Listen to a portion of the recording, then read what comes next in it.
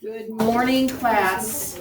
Good morning, Today we are finishing up with our chapter 8.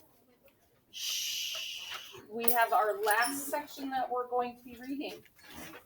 Let's review our key terms. Remember, we talked about this last week. We're doing the last reading part today. We're getting our chapter comprehension page. We'll be correcting the chapter comprehension tomorrow. Art on Wednesday. We'll have a review day on Thursday, so that way we can refresh our memories, and the test is on Friday. So we've got our chapter 8 test is coming up. Who can tell me about the abolitionists? Julian. Yeah, people who wanted to end slavery. They wanted to abolish it. What does it mean to secede? Sam? To leave a group or a country. So the states that wanted to leave the United States are seceding. What is the Union? What is the Union? Peyton? The northern parts of the United States that wanted to end slavery. Yes, so the United States, a nickname for it is the Union. Instead of saying United States of America, it's really long. We can shorten it to the Union. So during the Civil War time, it became the name that we called the northern states who stayed in the United States that did not secede. So the Union is the name for the United States, and we just keep it, we kept it for the northern states. Who can tell me about the Confederacy? Paul? It's the 11 states, southern states that would secede from the Union. The 11 southern states that did secede from the Union, they wanted to start their own country called the Confederate States of America instead of the United States. So in the Civil War, it was the Union soldiers versus the Confederate soldiers. Union Army versus Confederate Army. Emancipation Proclamation, Sam? It's when Abraham Lincoln proclaimed that all slaves in the southern states that seceded from the Union were free. Yeah, it's that proclamation that President Abraham Lincoln gave, saying all of those slaves in the southern states that were rebelling are now free. It was directed at the southern states because they were already free in the northern states. Does anybody remember what date it was given? Ryan? January 1st, 1863. January 1st, 1863. When did the Civil War start? What year? Who remembers what year? 1863. No. 1855. No. 1860. 1861. So the Emancipation Proclamation, did it come before the war started? Is that what started the war? No, it came 2 years later. So the war started. Remember Charlie Goddard? He thought he wanted to go to war because there were states wanting to leave our country and they needed to stay in our country. States should not secede. And then the Emancipation Proclamation came out and he went, oh yeah, I support that. That is a great reason for me to get behind. And a lot of people went, yeah, we didn't want our country breaking apart, but abolishing slavery is a noble cause for us to fight for. So some of these people like Charlie Goddard were fighting just because they didn't want the country to break apart. They wanted to keep the country together. And then the Emancipation Proclamation came. So that was not the reason for the war. What is an amendment? Paul?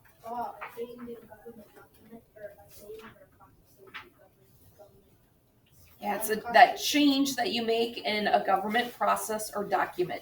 So in our country, what document are we amending when we talk about amendments, Paul? The U.S. Constitution. You can also make amendments to your state constitutions. What do we call the first 10 amendments, Peyton? The Bill of Rights. The Bill of Rights. How many amendments do we have now, Julian? 27. So there's been a lot of amendments over time because our country has changed over the last couple hundred years, thank goodness. So our Constitution needs to change with the times and make sure that as we know better, as we learn better, we can do better. so we can make our Constitution be better. All right, let's finish reading this chapter, page 162. Missionary Ridge, the Soldiers' Battle. Problem at the Capitol. The people of Minnesota were upset. It was 1905. So is this during the Civil War? 1905? No, it's after Civil War time. It was 1905, and the new Capitol building in St. Paul had just opened to the public. The walls and ceilings inside the Capitol were decorated with beautiful murals, but the paintings depicted mostly ancient history and mythology. Minnesotans wanted to see Minnesota history in the Capitol. A group of citizens and war veterans decided to take action. They raised money to hire famous American artists to paint pictures about Minnesota history and Minnesotans in the Civil War. So if you go to the state capitol now, they still have these beautiful murals up. Artist Douglas Volk was hired to paint the Civil War's Battle of Missionary Ridge in Tennessee.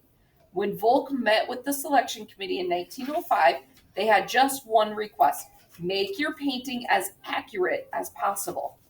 Well, where could Volk get his information? The battle had happened in 1863, 42 years earlier, but Douglas Volk knew that the Civil War veterans were still alive. He knew there were letters, diaries, and reports from the actual battles that he could study. Objects such as uniforms, medical equipment, guns, and ammunition could easily be found. There were even photographs of soldiers from the 2nd Minnesota Infantry Regiment and photographs of Missionary Ridge in the 1860s. Unfortunately, no action shots of the battle existed. Fast action film had not been developed in the 1860s. Yet painting the Battle of Missionary Ridge in action was Volk's job. He knew he needed to make his painting as historically accurate as possible, but he also wanted viewers to feel the excitement and drama of the battle. He wanted everyone who looked at the painting to see how brave and daring the soldiers of the 2nd Minnesota had been. So if we look at that picture on page 163, it's a huge painting. It's 6 feet high, so it's taller than me. So it's a big painting, and 8 feet long. It's huge. And look at the faces of the men in that picture. Look at how they're running into the battle. You can see the smoke from the guns the bullets going by them, the guns being shot, and they're running into the battle. So that's showing their bravery. Where is Missionary Ridge? Missionary Ridge is part of a chain of steep, craggy mountains in southern Tennessee, next to the city of Chattanooga. Chattanooga is one of the war's most important strategic locations. Both the Union and the Confederacy wanted to control the city. What happened there? In November 1863, Confederate soldiers were in control of Missionary Ridge, cutting off the rail line to the north that brought Union soldiers supplies of food and ammunition. So what's the rail line? What is it cutting off? Colin?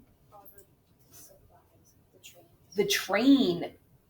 So the train tracks go right through there. And if the Confederacy can stop the train from going through, the North won't be able to get any of the supplies that it brings up. So that's why it's very strategic. The North wanted their supplies to be able to come through to them. The 2nd Minnesota and 20,000 other Union troops were stationed in the valley to the west of Missionary Ridge. On November 25th, they were ordered to capture the Confederate rifle pits, deep ditches that hid men and guns at the base of Missionary Ridge. After doing so, the 2nd Minnesota and others continued charging up the ridge even though they had been ordered to stop. Their charge was so fierce and unexpected that the Confederates fell back in retreat. The victory at Missionary Ridge enabled the North to control the vital rail center at Chattanooga. So rail center, this is where all the trains their hub, and then they go out from there. So lots of trains go through this area. Now the Union could move troops, guns, and supplies easily to the south. Equally important, the South lost the use of this essential transportation link. So even the South wanted that link for the same reasons. So now the North has it. Because the men charged on their own initiative with no orders, this battle was nicknamed the Soldiers' Battle. At the heart of Volk's painting are the flags, or colors. Each regiment carried a national flag and a regimental flag. Some regiments painted the names of the battles they fought on the stripes of their flags. Each regiment had several soldiers whose job was to carry and protect the colors. Carrying the colors was a dangerous job, but also an honor. Soldiers carried the flags at the front of the regiment while marching in battle. Men in battle will look for their colors to see where to move and to keep from being separated from the regiment. Generals would watch enemy colors from afar to track regiments. The enemy shot at the color bearers to confuse the troops, because if a flag went down, soldiers would lose track of the movement of their regiments. So you can see the national flag, or the stars and stripes, and then the regimental flag was that blue flag, that Minnesota flag with the big eagle on it. When a regiment won a battle, the colors were planted in the ground to signal victory.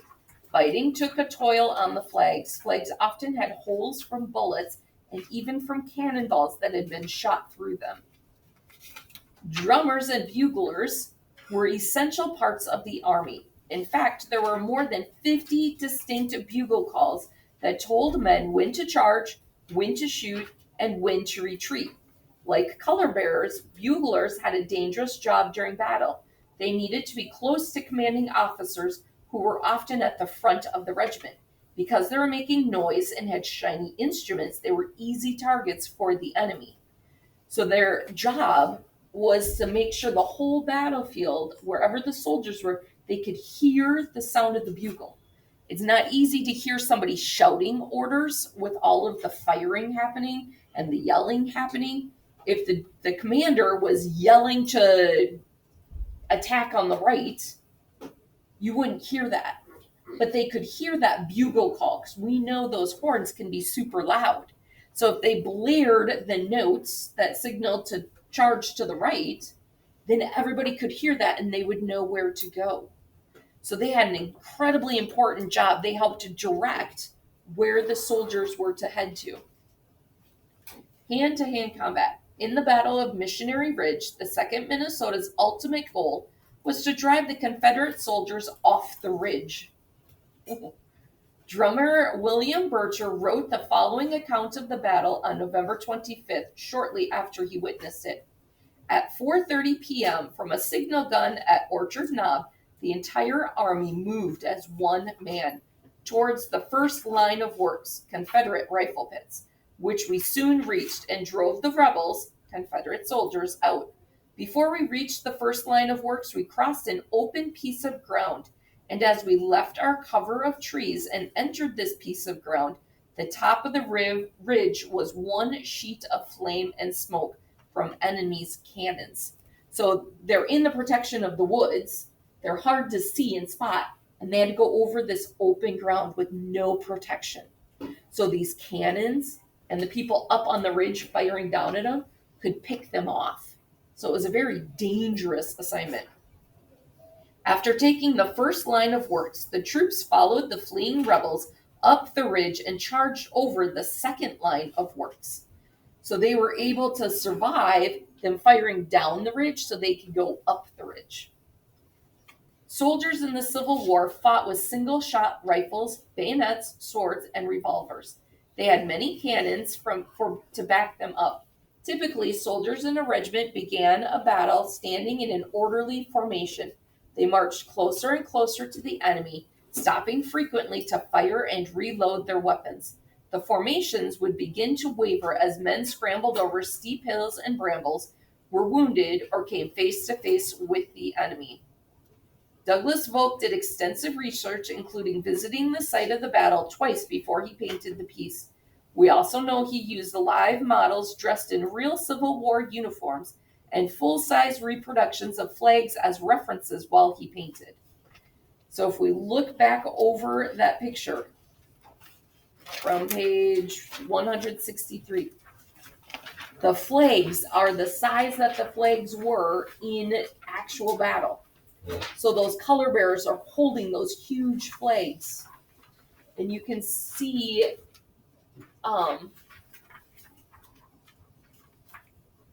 the boy next to the color bearer is getting shot. He's falling down. And look at the expressions on their faces.